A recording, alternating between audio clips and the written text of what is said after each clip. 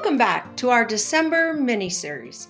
I'm Susan, and across from me once more is the woman who has mastered the art of doing 8 things at once without anyone noticing, Laura Weil.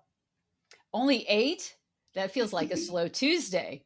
But yes, we are here for the woman who is doing a lot this December and doing it well, and maybe doing it a little too silently. Yes, I agree. That's why today's episode is called You Don't Have to Do Everything Just Because You Can.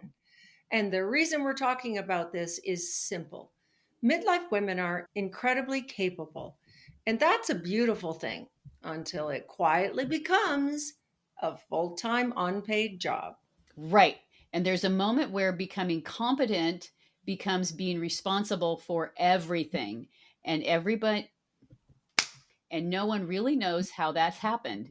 It's not intentional, it's not dramatic, it just creeps in. It does. So today we're unpacking why this happens, how to shift it, and how to reclaim some breathing room in a season that can feel very full. Let's start with something we've seen over and over again, the competence trap. It goes like this: you do things well, so people ask you to do it more. You anticipate needs, so people stop anticipating for themselves. You handle stress gracefully, so people don't recognize the weight you're carrying. Oh man, that's so true. And none of this is because you did anything wrong. It's because you're good at things. Genuinely good, Laura. Good at reading emotions, good at understanding the room, good at bringing people together, good at seeing 3 steps ahead while everyone else is on step one. People rely on that, sometimes without even realizing they are. And midlife women often step in because it feels natural, not because they've been asked. And here's the gentle truth: just because it's natural doesn't mean it has to be automatic. Capability is a strength, but it doesn't have to be a lifelong assignment. Let's talk about the classic line: I'll just do it. It's easier. We've all said it to ourselves. Oh, yes, we have. And usually it is easier in the moment. Teaching someone else how to handle the gift wrapping station or the travel logistics or your mother in law's dietary quirks, that could take days. Or years. So we do it ourselves, not out of resentment, out of efficiency, out of care, out of habit. But over time, that habit becomes identity: the woman who makes things happen, the woman who remembers everything, and the woman who smooths the edges. Yes. And eventually the unspoken message becomes if I don't do it, no one will, which isn't actually true, but it feels true because you've been doing it for so long. And don't get me wrong, this isn't a blame thing, it's a recognition thing. Once you see the pattern, you can gently loosen your grip. Yeah. So let's talk about the cost, not the financial cost, but the emotional and physical cost of carrying so much.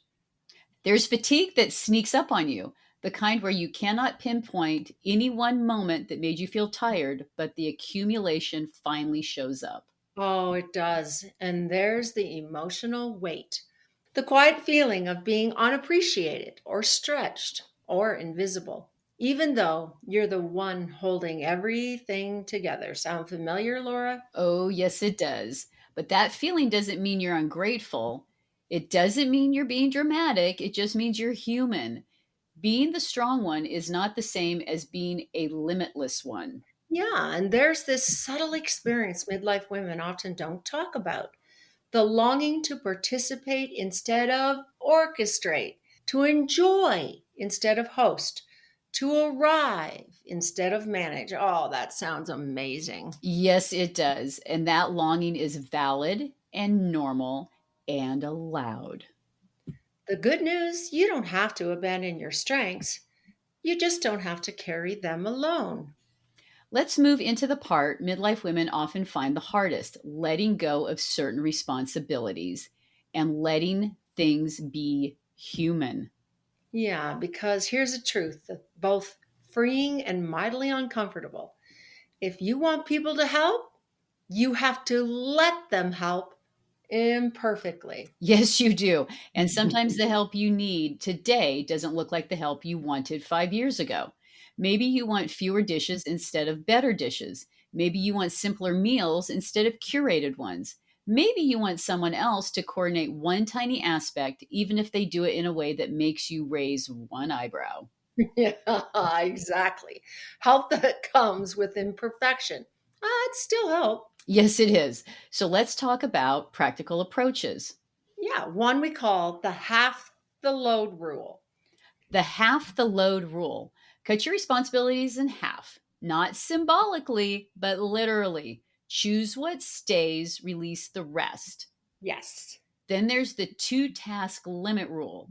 Pick only 2 holiday tasks you are in charge of. Everything else becomes shared effort or a simpler version. Wow. Then there's the micro delegation. Don't hand off the whole thing, just a part, a side dish, one errand, one event. People often race to the task more than we expect. And then the last, the good enough standard. It's not about lowering the bar, it's about raising your piece. Yeah, doing less doesn't diminish your value. It makes your presence softer and your patience longer and your season gentler. Here are some gentle phrases for stepping back without guilt or conflict. I'm simplifying this year. Can you take this part? I won't be able to do all of that, but here's what I can do. Let's divide this differently so we can all enjoy it. I'm choosing ease this year, so let's keep it simple. However, it turns out is perfectly fine. I'm writing these on the fridge as we speak. These aren't boundaries with walls, they're boundaries with doors. Clear, calm, collaborative. Here's what we want you to carry into the rest of December. You don't have to do everything just because you're able to do everything. Yeah, your capability is a gift, but it isn't a requirement. You deserve the same rest, ease, and enjoyment you create for everyone else. You're not stepping back because you're tired of caring. You're stepping back because you want to actually experience the season with your loved ones, not just manage it. I love that. If you let yourself do less, you get to feel more. More presence, more connection, more calm, more joy that belongs to you, not just the joy you create for others. In the next episode, we're diving into staying steady when the chaos arrives. Because let's be honest, December has a sense of humor. Until then, breathe, soften your shoulders, and remember being capable doesn't mean you have to carry it all. And don't forget to write your things on the fridge so you don't forget, because that's easy to do. See you next time.